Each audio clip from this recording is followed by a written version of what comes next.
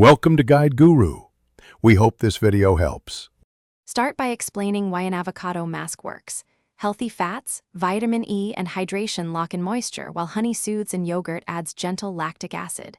Use 1 ripe avocado, 1 tablespoon honey, 2 tablespoon plain yogurt, and 1 tsp lemon juice. Remove the pit, scoop the flesh into a bowl, and mash until creamy. Mash thoroughly to avoid chunks.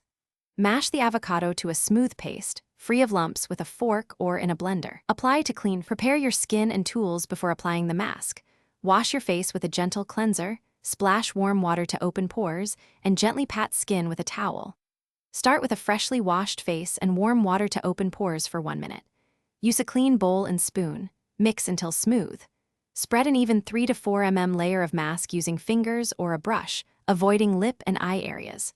Rinse with cool water and pat dry with a clean towel when finished.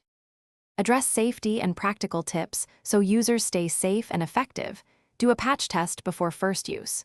Do a patch test on inner wrist for 24 hours before full application. Apply the mask no more than 1 to 2 times per week to prevent irritation. Use the mask 1 to 2 times per week, not daily.